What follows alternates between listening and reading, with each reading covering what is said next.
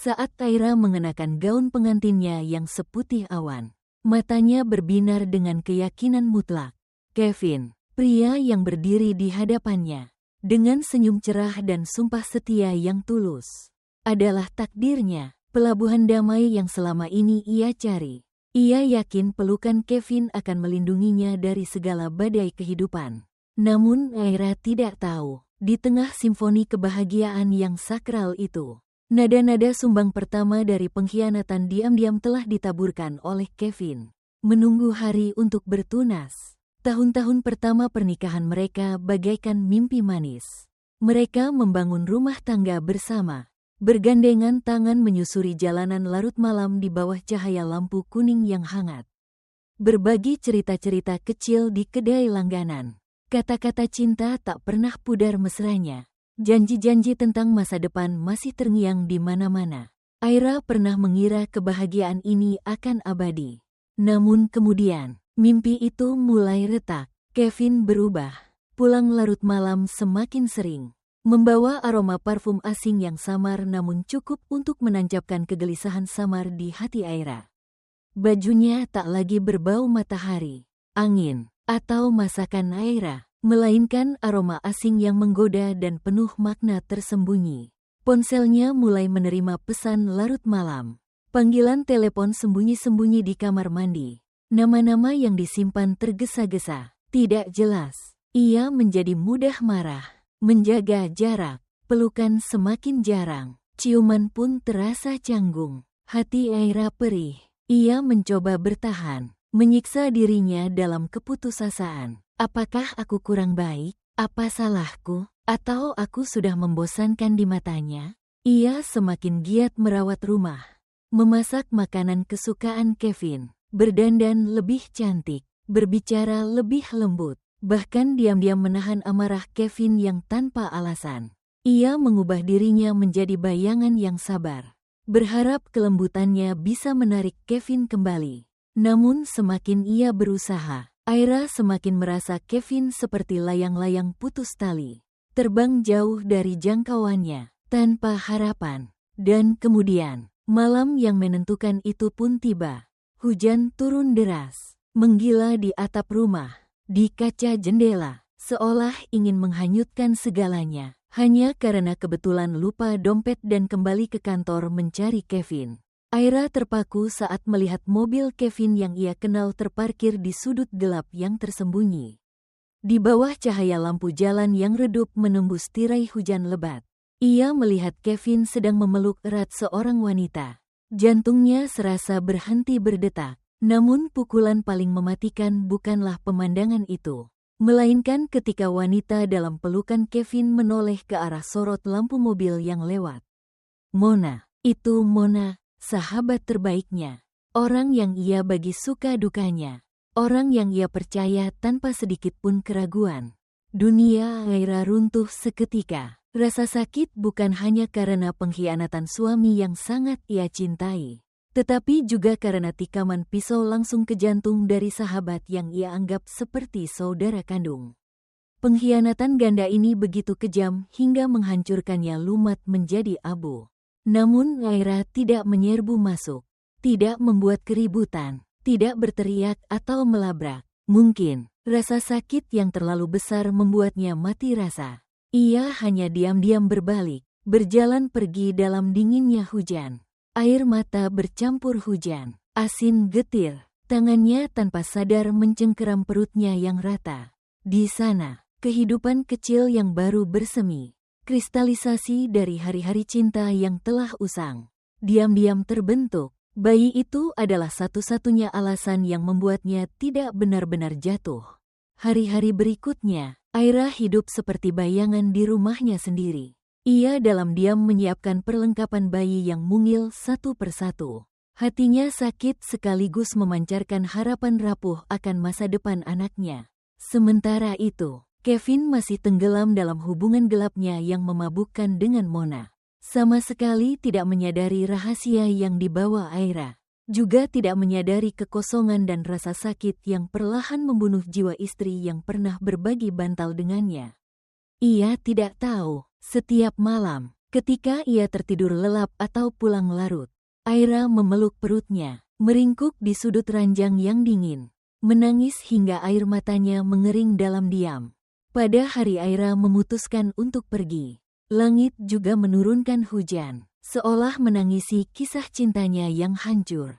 Ia tidak membawa banyak barang, hanya beberapa setel pakaian dan barang-barang yang telah disiapkan untuk anaknya. Di atas meja, ia meninggalkan sepucuk surat pendek. Setiap goresan tulisan tangannya rapi namun gemetar karena menahan sakit. Kevin, aku pergi. Aku pergi bukan karena aku berhenti mencintaimu, tapi karena aku sadar cinta itu tidak lagi cukup untuk membangun rumah tangga yang bahagia bagi anak kita.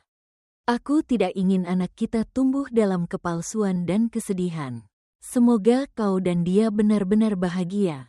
Aira, bertahun-tahun berlalu, Kevin memiliki segalanya yang diinginkan orang, karir yang sukses, uang berlimpah, dan Mona di sisinya. Namun jauh di lubuk hatinya, ia selalu merasakan kekosongan yang luas, kesepian yang menggerogoti tanpa henti. Kebahagiaan sejati yang ia kira akan didapat bersama Mona ternyata hanyalah ilusi. Pertengkaran, kecurigaan, dan perasaan bersalah yang membara telah mengikis cinta mereka. Lalu suatu hari, ironi takdir mempertemukannya kembali dengan Aira di sebuah pesta mewah. Namun wanita di hadapannya bukan lagi Aira yang lemah dan menderita seperti dulu. Ia berdiri di sana, percaya diri, bangga, dengan senyum tenang dan mata jernih yang tak lagi menyimpan dendam. Kecantikan yang matang dan kekuatan yang terpancar darinya membuat Kevin tertegun. Lalu, pandangannya berhenti pada anak laki-laki tampan yang menggenggam erat tangan Aira. Anak itu memiliki mata yang jernih dan bersinar, membawa kebanggaan ibunya, tetapi juga ada bayangan dirinya yang tak mungkin salah. Jantung Kevin serasa diremas oleh tangan tak kasat mata. Semua kepuasan diri, semua kesuksesan, mendadak menjadi tak berarti. Ia melangkah maju, entah bagaimana, kakinya telah berlutut di depan Aira. Air mata, sesuatu yang ia kira sudah lama mengering, tiba-tiba mengalir deras di wajahnya yang dulu angkuh. Aira, maafkan aku, kumohon, beri aku kesempatan. Satu saja, suaranya hilang, tercekat. Aku salah. Aku tahu aku salah. Aku akan menebusnya. Aku akan mencintaimu dan anak kita dengan sisa hidupku. Aira menatapnya. Tatapannya bukan lagi kepedihan yang menyayat hati seperti malam hujan bertahun-tahun lalu. Bukan pula kepuasan seorang pemenang. Hanya ada ketenangan yang menyentuh hati. Sebuah jarak yang tak dapat diatasi.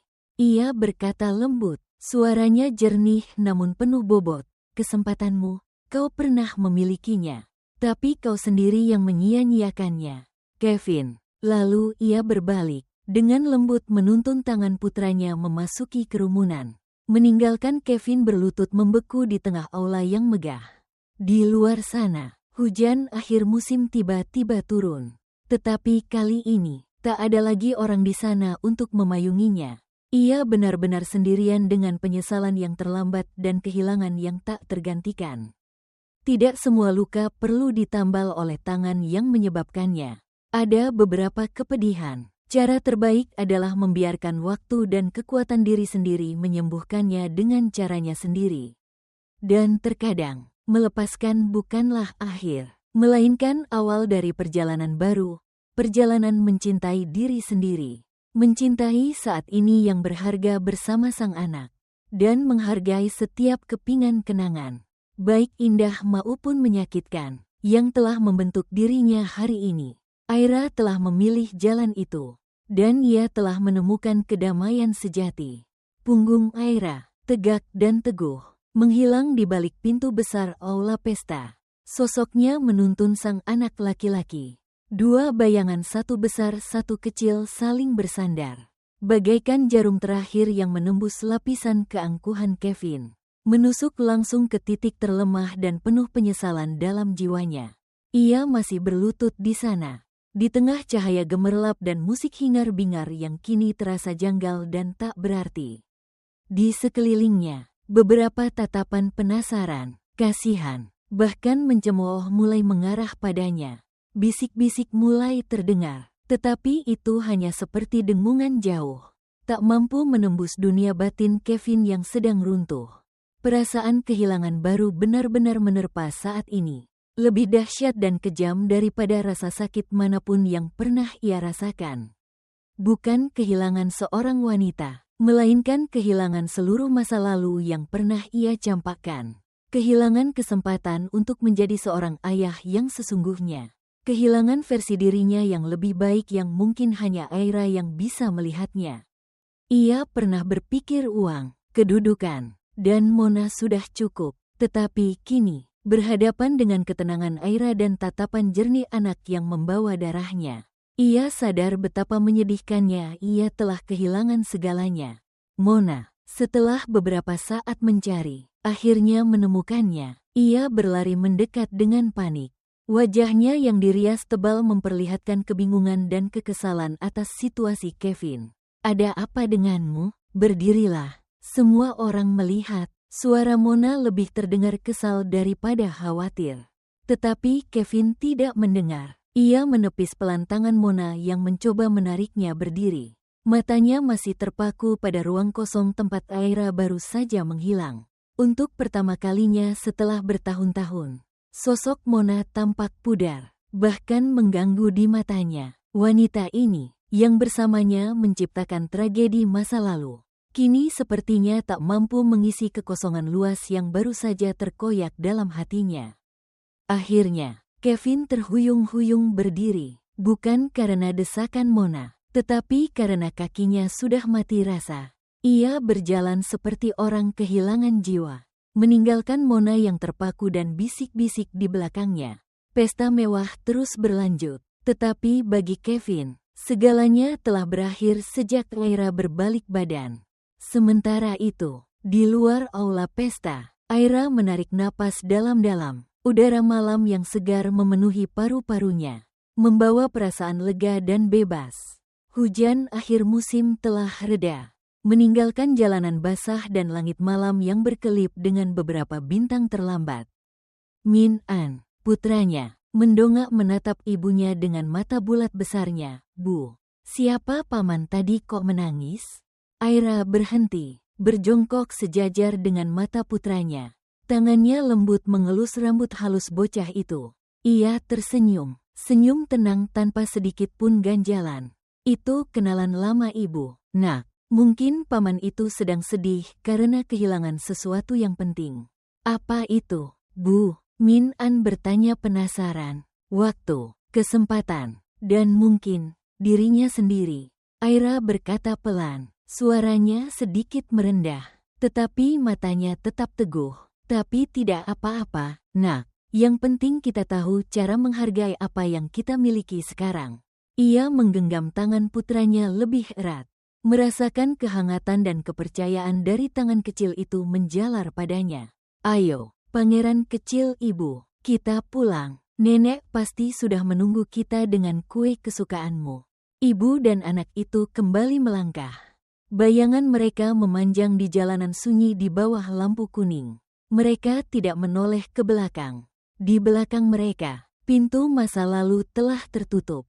Di depan mata mereka adalah masa depan cerah. Kebahagiaan sederhana namun kokoh yang telah Aira bangun sendiri dengan segenap kekuatan dan cinta kasih. Pertemuan singkat itu, meski membangkitkan sedikit riak di hati, pada akhirnya hanya semakin menegaskan bahwa jalan yang dipilih Aira adalah benar. Bekas luka masa lalu masih ada, tetapi tidak lagi menyakitkan. Itu telah menjadi bagian dari dirinya. Pelajaran berharga yang mengingatkannya akan nilai harga diri dan kekuatan memaafkan. Bukan memaafkan orang yang telah menyakitinya, tetapi memaafkan diri sendiri agar bisa melangkah maju. Kevin dan dunianya, kini, hanyalah bab lama yang telah dibalik dalam buku kehidupannya. Mobil mewah itu melaju kencang menembus malam, tetapi pengemudinya benar-benar tanpa jiwa. Kevin mengemudi secara naluriah. Matanya kosong menatap jalan di depan seolah tak melihat apa-apa. Bayangan Aira berdiri di sana, kuat dan tenang, Bersama mata cemerlang bocah laki-laki bernama Min An terus menghantui benaknya. Berulang seperti film gerak lambat yang penuh penyesalan. Ia sudah memiliki segalanya, kekayaan, kedudukan, seorang wanita cantik di sampingnya. Semua itu tiba-tiba terasa murah dan tak berarti saat ia berhadapan dengan kedamaian yang telah hilang. Dengan sosok anak yang bahkan tak ia ketahui keberadaannya hingga hari ini. Harga dari pengkhianatan masa lalu kini baru benar-benar terasa. Lebih mahal dan pahit dari yang ia bayangkan. Dering telepon yang melengking memecah lamunan panjangnya. Itu Mona. Ia mengabaikannya, melempar ponsel ke kursi penumpang. Ia tidak ingin mendengar suara wanita itu saat ini. Tidak ingin menghadapi pertanyaan, rengekan. Ia hanya ingin sendiri. Untuk menggerogoti penyesalan dan kekosongan yang merasukinya. Tiba di villa megah namun dingin. Kevin tidak menyalakan lampu. Ia menuangkan segelas minuman keras untuk dirinya. Lalu duduk terkulai di sofa mahal dalam kegelapan.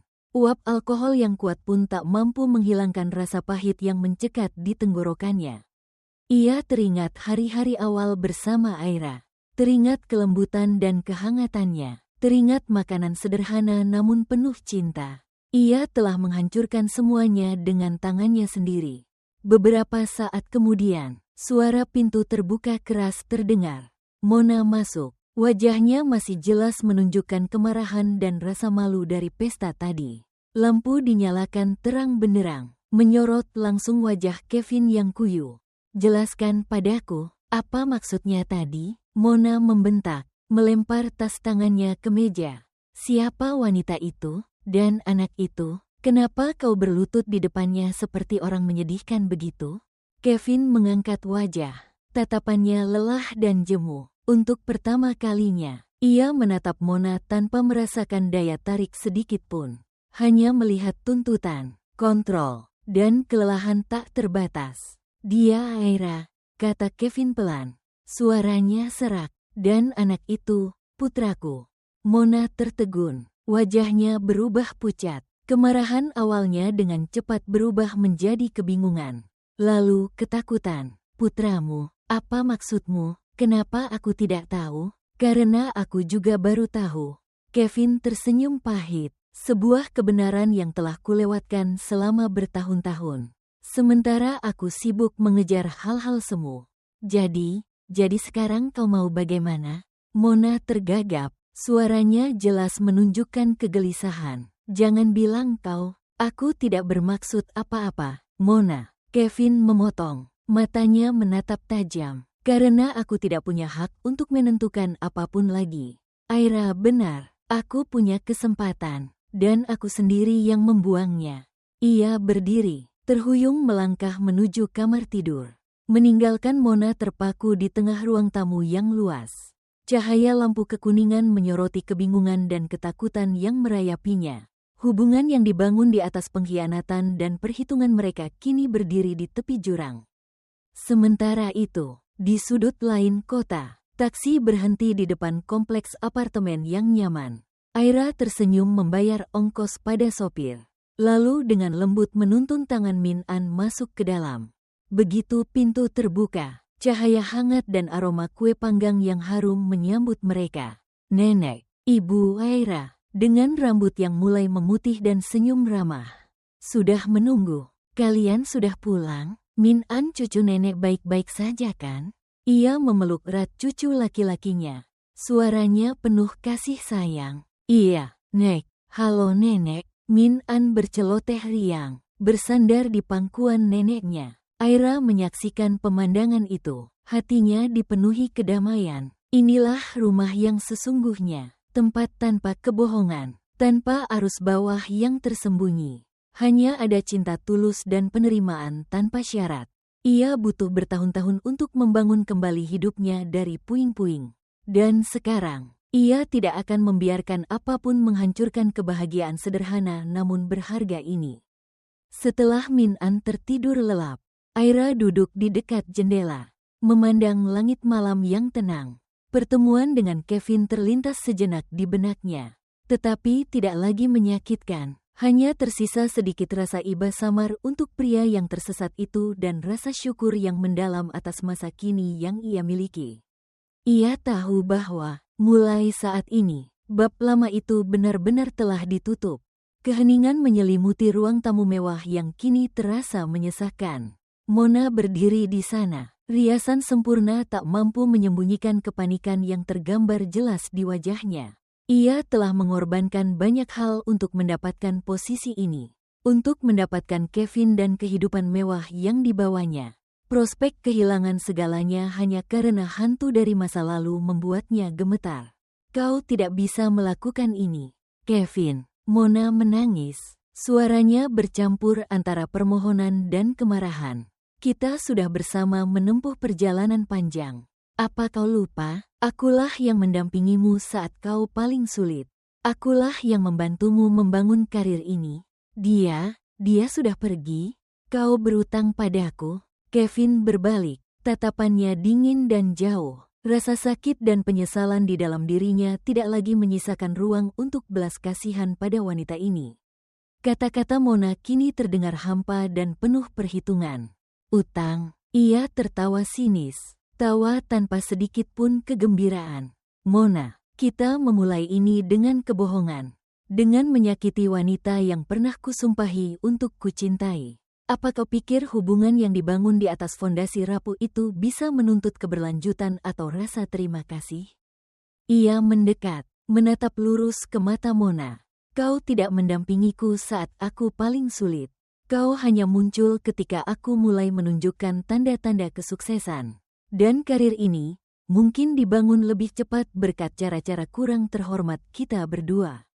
Bukan sekadar bantuan biasa. Setiap kata Kevin bagai sayatan pisau pada kebanggaan dan rasa aman ilusi Mona. Ia mundur, tergagap. Jadi kau mau mengusirku? Kau mau kembali padanya? Aku tidak mengusirmu. Kevin menggeleng. Suaranya lelah, tapi aku juga tidak bisa terus membohongi diriku sendiri dan membohongimu. Di antara kita, sudah tidak ada apa-apa lagi selain kekosongan dan perhitungan. Sedangkan Aira, aku tidak punya hak untuk kembali. Aku sudah kehilangan hak itu sejak lama. Ia berjalan melewati Mona, menaiki tangga menuju kamar tidurnya, meninggalkan Mona sendirian dengan kenyataan pahit. Villa megah itu tiba-tiba menjadi sangkar emas yang dingin. Mona terduduk lemas di lantai. Air mata kepahitan mengalir deras. Bukan karena cinta yang hancur, tetapi karena ketakutan kehilangan semua yang telah susah payah ia rebut. Ikatan di antara mereka, yang memang sudah rapuh, kini resmi putus. Di apartemen yang nyaman, Aira dengan lembut menyelimuti Min An kembali. Memandang wajah malaikat putranya yang tertidur lelap. Semua riak di hatinya lenyap. Bocah itu adalah sumber kekuatannya. Alasan baginya untuk terus berusaha. Hadiah paling berharga yang diberikan kehidupan. Meskipun lahir dari keadaan yang sulit. Ia pergi ke balkon kecil. Tempat beberapa pot tanaman hijau subur yang ia rawat sendiri. Kota di malam hari masih berkilauan cahaya lampu. Tetapi tidak lagi semewah dan segemerlap tempat yang baru saja ia tinggalkan. Tempat ini memiliki keindahan yang sederhana, akrab, dan menenangkan. Ia tidak lagi banyak memikirkan Kevin atau Mona. Pertemuan itu, meskipun tak terduga, hanya seperti angin lalu. Itu tidak mengganggu kehidupannya saat ini. Malah sebaliknya, membuatnya semakin menghargai apa yang ia miliki, seorang anak yang penurut. Seorang ibu yang selalu mencintai dan mendukung. Pekerjaan stabil yang ia bangun dengan usahanya sendiri. Dan yang terpenting, kedamaian dalam jiwa. Ia telah belajar menyembuhkan luka hatinya sendiri. Bukan dengan mencoba melupakan, tetapi dengan menghadapi, menerima, dan mengubah rasa sakit menjadi kekuatan. Ia tidak membutuhkan penebusan Kevin yang terlambat. Juga tidak lagi memelihara dendam. Ia telah memaafkan, bukan karena Kevin pantas mendapatkannya, tetapi karena ia pantas dibebaskan dari beban masa lalu. Aira tersenyum lega. Ia tahu jalan di depan masih panjang, tetapi ia siap melangkah. tegar dan percaya diri. Ia akan mencurahkan seluruh cinta dan perhatiannya untuk Min An, mengajarinya menjadi pria yang baik, tahu menghargai perasaan dan hidup bertanggung jawab, hal-hal yang tidak bisa dilakukan oleh ayahnya. Malam semakin larut. Aira kembali masuk ke dalam rumah, menutup pintu balkon. Di luar sana, dunia Kevin dan Mona mungkin sedang terguncang. Tetapi di dalam sini, di rumah kecilnya, Aira telah menemukan kebahagiaan sejati. Kebahagiaan sederhana namun langgeng, yang dibangun dengan tangan dan hati tangguhnya sendiri.